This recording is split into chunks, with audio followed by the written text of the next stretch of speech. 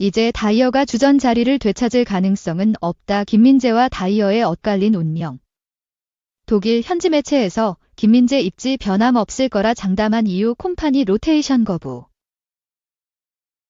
토트넘 호스퍼에서 벤치 신세를 면치 못했던 다이어는 후반기 지난 시즌 바이에른 뮌헨의 주전으로 뛰었지만 토마스 투헬 감독에서 뱅상 콤파니 감독으로 사령탑이 교체된 이번 시즌 들어서는 다시 벤치로 내려갔다. 약 8개월 동안 천당과 지옥을 오간 다이어가 바이에른 뮌헨을 떠날 수도 있다는 이야기까지 나오는 중이다. 독일 최고의 축구 전문지 키커는 최근 급추락한 다이어의 입지를 조명하는 보도를 냈다. 매체는 다이어는 선수들이 경기장 전체에서 상대를 압박하기를 원하는 콤파니 감독의 수비 시스템에 적응하지 못하는 중이라고 짚었다. 실제 다이어는 콤파니 감독이 부임한 후 입지가 급격하게 줄어든 대표적인 선수 중 하나다. 지난 시즌 투헬 감독 체제에서 주전 센터백으로 급부상해 마테이스 더리흐트와 함께 바이에른 뮌헨의 후방을 책임졌으나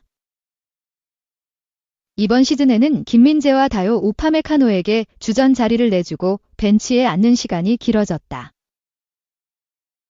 다이어가 예상하지 못했던 그림이다. 토트넘에서 손흥민과 한솥밥을 먹던 다이어는 2023에서 24 시즌이 반환점을 돌았던 지난 1월 토트넘을 떠나 바이에른 뮌헨 유니폼을 입었다. 당시 바이에른 뮌헨은 더리흐트와 우파메카노의 컨디션 난조 및 김민재의 2023 아시아 축구연맹 AFC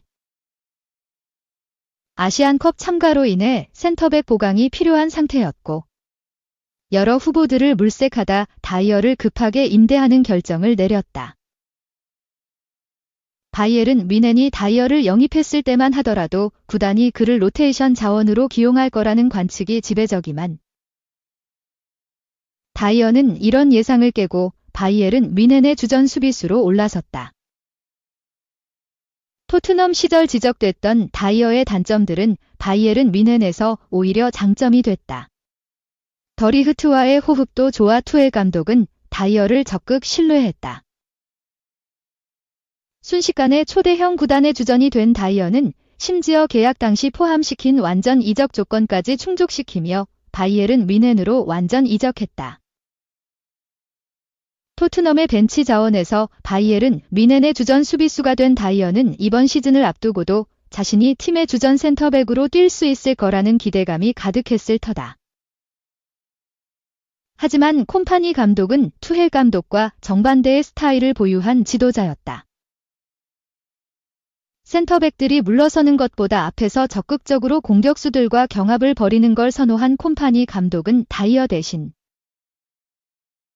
적극적인 수비에 장점이 있는 김민재와 우파메카노를 주전 센터백 조합으로 기용했고 자연스럽게 다이어는 뮌헨의 3옵션으로 내려갔다. 최근 경기에서 다이어의 입지가 지난 시즌과 달라졌다는 걸 알 수 있었다.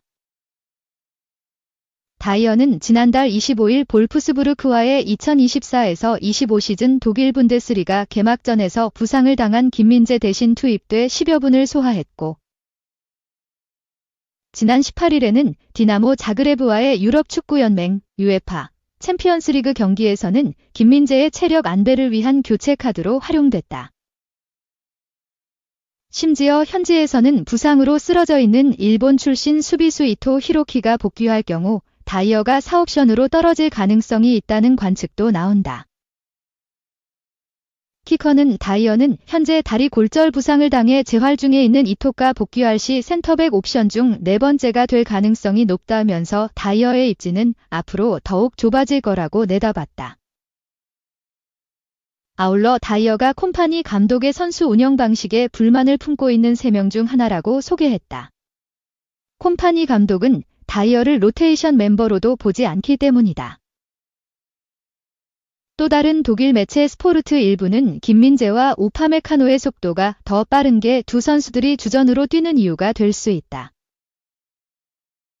콤파니 감독의 위험한 높은 수비 라인에서 속도는 필수적인 요소라며 다이어는 김민재와 우파메카노에 비해 뒤처진다. 다이어는 빌드업에서도 경쟁력이 부족하다. 그는 하드워커 스타일로 알려져 있다고 평가했다. 지난 시즌까지 김민재와 우파메카노에게 눈길도 주지 않았던 구단 역시 이번 시즌에는 두 선수를 믿는 눈치다. 바이에른 뮌헨의 막스 에베르 단장은 바이에른 뮌헨이 5대 0대승을 거둔 베르더 브레멘전 이후 두 선수를 칭찬하며 신뢰를 보냈다. 그는 바이에른 뮌헨은 서로를 지원하고 있다. 모두가 수비에 참여하고 압박을 받는 상황에서 패스를 건넨다.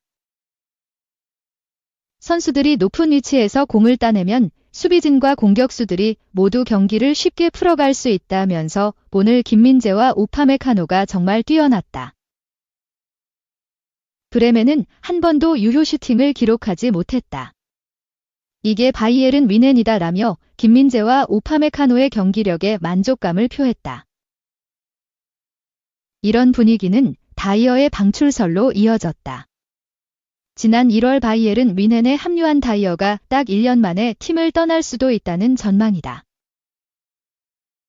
독일 매체 조스트 안차이게는 다이어의 출전 시간이 너무 적다면서 다이어는 아마도 겨울에 바이에른 뮌헨과의 작별을 고려하고 있을 것이다.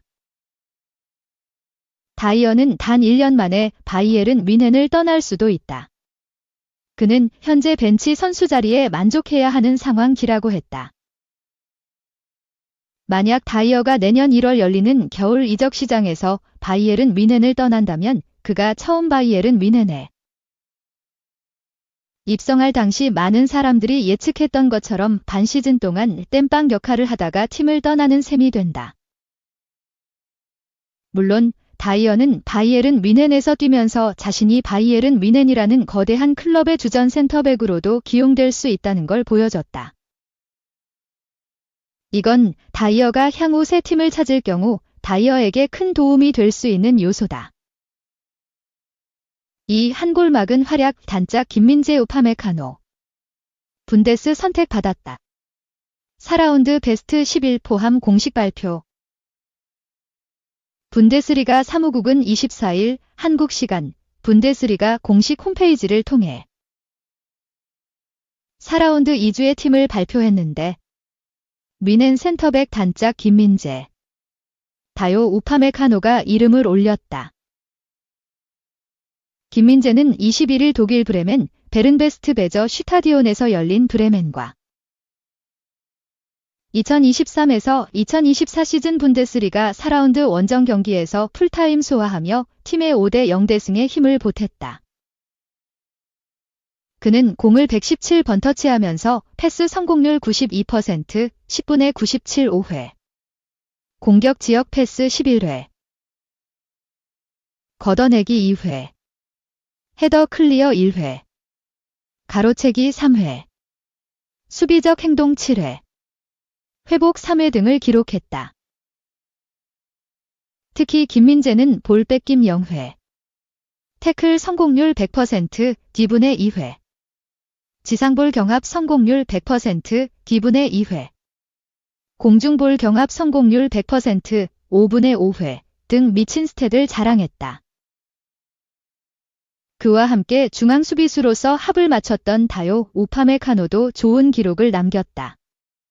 풀타임 뛰며 115번 공을 터치하면서 패스 성공률 96%, 10분의 96영회.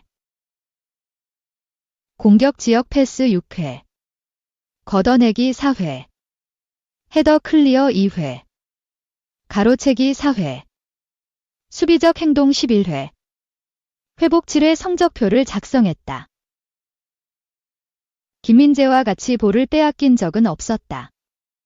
지상볼 경합 성공률 40%, 공중볼 경합 성공률 75%은 김민재보다 낮았다. 기록이 말해주는 것처럼 두 사람은 철벽 수비로 뮌헨 후방 라인을 단단히 지켰다. 그 사이 뮌헨 공격진은 5골을 넣었다. 초반부터 김민재는 적극적인 수비를 선보였다. 전반 18분 브레멘의 공격을 막았다. 자칫 통과됐으면 위험할 뻔했던 브레멘의 패스를 빠르게 낚아채 역습을 시도했다. 미넨의 공격으로 이어지진 않았지만 상대 공격을 미연에 차단한 김민재의 플레이가 눈에 띄었다. 모두를 놀라게 하는 그의 수비는 미넨이 5대0으로 크게 앞서고 있던 후반 37분에 나왔다. 골을 막아낸 것이나 다름없는 수비를 보여줬다. 미넨 골키퍼 바로 앞에 서 있던 브레멘의 교체 선수 키케 토프가 오른쪽에서 빠르게 날아오는 공을 받아내고자 했다. 그런데 이때 김민재가 쏜살같이 달려들며 오른발을 쭉 뻗어 먼저 공을 소유했다. 토프는 그런 김민재를 뒤쫓았지만 그의 스피드를 당해내지 못했다. 김민재의 만점 수비. 독일 매체 TZ는 자신감을 되찾은 김민재는 유럽 최고의 센터백 중 한 명이라며 그가 자신의 능력에 대한 믿음을 되찾았다는 것을 모든 수비 상황에서 느낄 수 있었다. 브레멘의 공격수 덕쉬. 토프와의 대결에서도 전혀 문제를 겪지 않았다. 또한 계속해서 주의를 기울이며 브레멘의 반격 기회를 미리 차단했다라고 평가했다. 그러면서 평점 1점을 부여했다. 1에서 5점으로 평점을 매기는 독일 매체에선 낮을수록 좋은 평가다. 김민재는 호평과 더불어 분데스리가 사무국의 선택도 받았다. 3. 대포알 쾅 한 차세대 FW 오현규. 벨기에 리그 깜짝 데뷔골 폭발, 덴더르전 4대0 대승 견인. 행크는 22일 현지 시간 벨기에 행크 세계카 아레나에서 열린 FCV 덴더르 EH와 2024-25 벨기에 프로 리그 8라운드 홈경기에서 4대0 대승을 거뒀다. 이로써 6승 1무 1패 승점 19점을 쌓은 행크는 2위 KAA 헨트 13점을 6점 차로 따돌리며 선두 자리를 공고히 했고 2018-19 시즌 이후 6년 만에 우승에 도전하게 됐다. 주중 RSC 안데르레흐트전 2대0승, 제한적인 출전 시간 속 도움을 올린 오현규는 이날 경기도 벤치를 지켰다. 당초 부상으로 결장이 예상된 주전 공격수 톨로 아로코다레가 빠르게 복구하면서 선발 데뷔전 기회를 다음으로 미뤄야 했다. 그런데 후반 막바지 깜짝 놀랄만한 소식이 전해졌다. 아로코다레 대신 교체 출전한 오현규가 득점포를 가동한 것이다. 후반 38분 측면에서 볼을 이어받은 오현규는 상대 수비수를 앞에 두고 차츰 전진해 나가더니 골키퍼 상단을 노리는 강력한 슛으로 팀의 4번째 골을 완성했다. 그동안의 스트레스를 날리는 통쾌한 슛이었다. 수원 삼성 블루윙즈 출신 오현규는 2022 시즌 41경기에 나서 14골 2도움을 뽑아내며 일약 스타덤에 올랐다. 잠재력을 인정받아 2022 국제축구연맹 피파 카타르 월드컵 대표팀 예비 멤버로 함께했고 지난해 1월 엔지 포스테코글루 토트넘 핫스퍼 감독이 이끄는 셀틱 유니폼을 입었다. 입단 첫 시즌 후반기에만 7골을 터뜨린 오현규는 지난 시즌 브랜던 로저스 감독이 지휘봉을 잡으면서 설 자리를 잃었다. 후반기 들어 출전 시간을 좀처럼 확보하지 못했고 26경기 5골에 그치며 새로운 도전을 모색했다. 올여름 손흥민, 토트넘의 함부르크 SV 시절 은사로 익히 알려진 토르스텐 핑크 감독의 러브콜을 받아 행크 유니폼을 입었다. 현재로서는 아로코달의 그림자에 다소 가려진 감이 없지 않아 있지만 2경기 연속 공격 포인트를 올린 만큼 출전 기회를 점차 늘려갈 것으로 보인다.